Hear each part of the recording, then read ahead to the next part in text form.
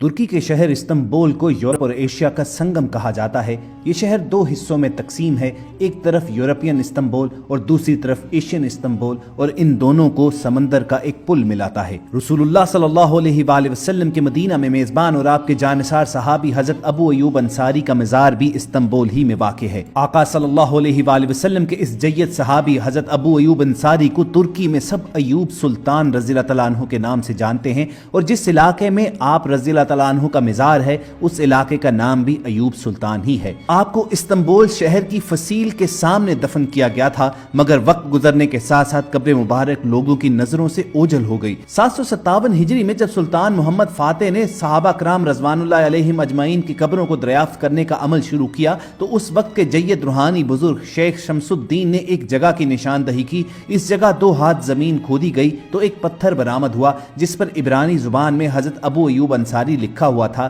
یہ پتھر آج بھی ابو ایوب انصاری کے مزار کے باہر ایک دیوار میں لگا ہوا ہے۔ سلطان محمد فاتح نے اس جگہ جہاں سے یہ پتھر برآمد ہوا وہاں قبر مبارک پر ایک تابوت رکھوا دیا جس پر چاندی مڑی ہوئی ہے، اور ایک عمارت بھی تعمیر کروائی۔ مزار کے ساتھ منسلک ایک جامع مسجد اور مدرسہ بھی بنوا دیا۔ حضرت ابو ایوب انصاری رضی اللہ تعالیٰ عنہ کے مزار کے 3 حصے ہیں: جامع ایوب، مزار ایوب اور قبرستان ایوب۔ جامع ایوب کے کمرے میں سبز چادر میں لپٹا ہوا ایک علم بھی ہے جس کے متعلق کہا جاتا ہے کہ یہ وہ تاریخی علم ہے جسے حضرت ابو ایوب انصاری رضی اللہ تعالیٰ عنہ غزوات اور جنگوں میں اٹھایا کرتے تھے۔ استنبول کا موسم اکثر سرد مائل رہتا ہے، چنانچہ تیز ہوا میں ٹھٹرتے ہوئے لوگ سنگ مرمر کی سفید ٹائلوں پر چلتے ہوئے جب وسیع صحن عبور کر کے مزار شریف کی طرف جانے والی تنگ راہداری میں داخل ہوتے ہیں تو سبز قالین پر پہلا قدم رکھتے ہی سردی کا احساس کہیں پیچھے رہ جاتا ہے۔ ایک عجیب سا سکون، عجیب سا اطمینان آپ کو گھیر لیتا ہے۔ چند قدم چلیں تو سامنے مزار آ جاتا ہے جہاں زائرین اکثر مزار کی دیوار سے لگ کر بیٹھ جاتے ہیں، آنکھیں بند کیے،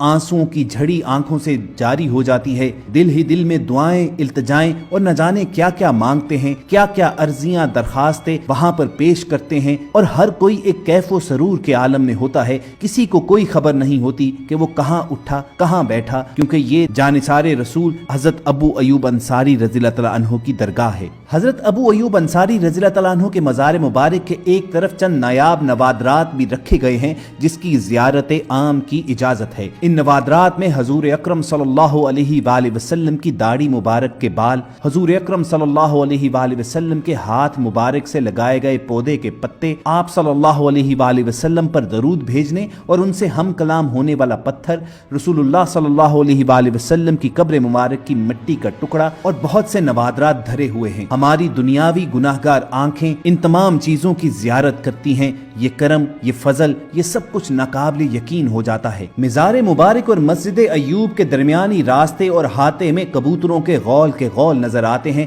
یہاں پر پانی کے فوارے نصب ہیں، ساتھ ہی چھوٹا سا ایک بازار ہے جہاں دینی کتب اور دوسری اشیاء ضروریہ کی بہتات نظر آتی ہے۔ یہاں پر عشاق ایک بڑی تعداد میں ہر وقت اور ہر طرف موجود رہتے ہیں۔ حضرت ابو ایوب انصاری رضی اللہ تعالیٰ عنہ کا مزار مبارک استنبول کے یورپی حصے میں ہے، اور یہ علاقہ استنبول کا قدیم علاقہ ہے، اور یہ مزار فصیل شہر سے متصل ہے۔ مزار مبارک کے احاطے میں ایک بڑی مسجد بھی ہے۔ ترک مساجد میں خطبے کے دوران سیاست پر گفتگو کی ممانعت ہے۔ ترکی کے بڑے شہروں کی تمام مساجد میں جو خطبہ دیا جاتا ہے اسے ایک مربوط نیٹ ورک کے ذریعے تمام مساجد میں نشر کیا جاتا ہے، اور ہر مسجد کا امام سرکاری ملازم ہوتا ہے۔ یہ امام ہر نماز با جماعت کے بعد لوگوں کو تلاوت کلام پاک سناتا ہے۔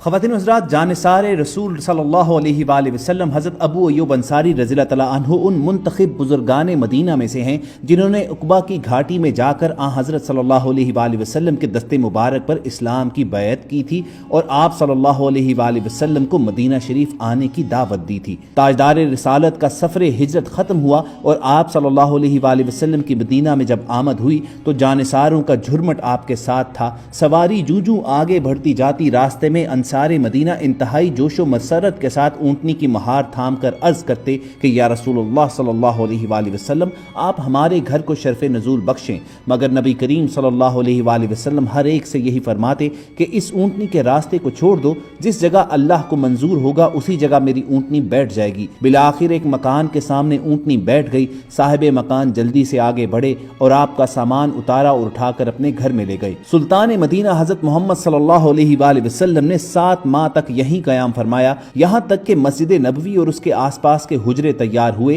اور امہات المومنین کے ساتھ آپ صلی اللہ علیہ وآلہ وسلم ان حجروں میں قیام فرما ہو گئے۔ یوں حضرت محمد صلی اللہ علیہ وآلہ وسلم کی میزبانی کا شرف حاصل کرنے والے سب سے پہلے خوش نصیب صحابی حضرت سیدنا ابو ایوب انصاری رضی اللہ تعالیٰ عنہ ہی تھے۔ حضرت ابو ایوب انصاری رضی اللہ تعالیٰ عنہ کا شمار اسلام کے جانباز مجاہدین میں ہوتا ہے۔ آپ رضی اللہ تعالیٰ عنہ کو یہ اعزاز حاصل ہے کہ آپ رسول اللہ صلی اللہ علیہ وآلہ وسلم کے ساتھ تمام غزوات میں شریک ہوئے اور کسی ایک غزوہ کے شرف شرکت سے بھی محروم نہیں رہے۔ رسول اللہ صلی اللہ علیہ وآلہ وسلم کے وصال کے بعد خلفائے راشدین بھی حضرت ابو ایوب انصاری کا بے حد احترام کیا کرتے تھے۔ حضرت عثمان غنی رضی اللہ تعالیٰ عنہ کی شہادت کے دنوں میں آپ رضی اللہ تعالیٰ عنہ مسجد نبوی میں امامت فرماتے رہے اور حضرت سیدنا علی المرتضیٰ رضی اللہ تعالیٰ عنہ کے ابتدائی دور خلافت میں آپ مدینے کے گورنر بھی رہے، لیکن آپ رضی اللہ تعالیٰ عنہ کی طبیعت کو یہ راس نہیں تھا۔ چنانچہ 51 ہجری میں جب قسطنطنیہ فتح کرنے کے لیے لشکر اسلام بھجوایا گیا تو آپ رضی اللہ تعالیٰ عنہ اس میں شریک ہو گئے۔ استنبول کا اس وقت نام قسطنطنیہ ہی تھا، ابھی اسلامی لشکر حملہ آور بھی نہیں ہوا تھا کہ طاعون کی وبا پھیل گئی اور آپ رضی اللہ تعالیٰ عنہ بھی اس کی لپیٹ میں آ گئے۔ اپنے انتقال سے قبل آپ نے مجاہدین کو وصیت فرمائی کہ جب میرا انتقال ہو جائے تو جنازے کو لشکر کے ساتھ آگے محاذوں پر لے جانا جہاں تک ہو سکے، تاکہ جب اللہ تعالیٰ مجھے پوچھیں کہ اے ابو ایوب، تو میزبان رسول صلی اللہ علیہ وآلہ وسلم تھا، بتا اللہ کے راستے میں تو نے کیا کیا، تو میں کہوں گا یا اللہ، جب میں زندہ تھا تب بھی تیرے راستے میں جہاد کرتا رہا اور جب انتقال ہو گیا تب بھی مجاہدین کے ساتھ میری لاش چلتی رہی۔ چنانچہ لشکر اسلام جب قسطنطنیہ پر حملہ آور ہوا، اس دوران آپ رضی اللہ تعالیٰ عنہ کا انتقال ہو گیا تو جنازہ لشکر کے ساتھ لے جایا گیا اور استنبول کے ساحل پر آپ کی فصیل شہر کے ساتھ تدفین کر دی گئی۔ مگر لشکر اسلام کو خطرہ یہ تھا کہ مقامی آبادی کہیں رات میں مزار کی توہین نہ کر دے، مگر صبح ہوتے ہی مقامی رومی آبادی کے لوگ مجاہدین کے پاس آئے اور پوچھا کہ یہ قبر کس کی ہے۔ بتایا گیا کہ یہ رسول اللہ صلی اللہ علیہ وآلہ وسلم کے ایک جلیل القدر صحابی حضرت ابو ایوب انصاری رضی اللہ تعالیٰ عنہ کی قبر مبارک ہے۔ تو رومیوں نے کہا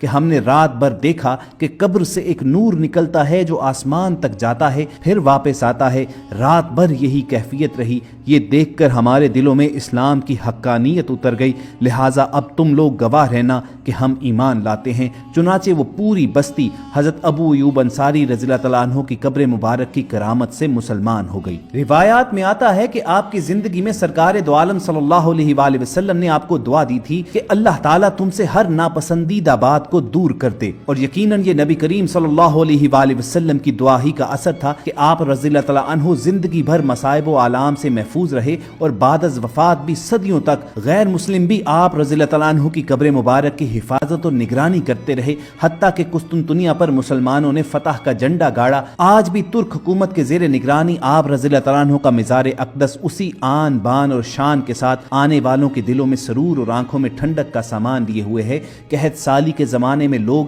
آپ رضی اللہ تعالیٰ عنہ کی قبر مبارک پر حاضر ہو کر بارش طلب کرتے تو اللہ عز و جل آپ کے طفیل پیاسی مخلوق کو سیراب کر دیتا تھا۔ حضرت ابو ایوب انصاری کا مزار اب تک زیارت گاہ خلائق ہے اور صبح شام ہر وقت ہزاروں لاکھوں عشاق رسول صلی اللہ علیہ وآلہ وسلم ابو ایوب انصاری رضی اللہ تعالیٰ عنہ کے مزار مبارک پر حاضری دیتے ہیں اور اپنے قلب و ذہن کو معطر کرتے ہیں۔ اللہ تعالیٰ سے ہر دم یہی دعا ہے کہ ہمیں اپنی زندگیاں رسول کریم صلی اللہ علیہ وآلہ وسلم کی حیات مبارکہ کے مطابق ڈھالنے کی توفیق بخشے اور اس کے ساتھ ساتھ آپ صلی اللہ علیہ وآلہ وسلم کے جانثار ساتھیوں کی زندگیوں سے ہمیں سیکھنے کی مہلت عطا فرمائے۔ اس ویڈیو کو شیئر ضرور کریں ہو سکتا ہے آپ کے ایک شعر سے یہ بات کسی کے دل میں اتر جائے.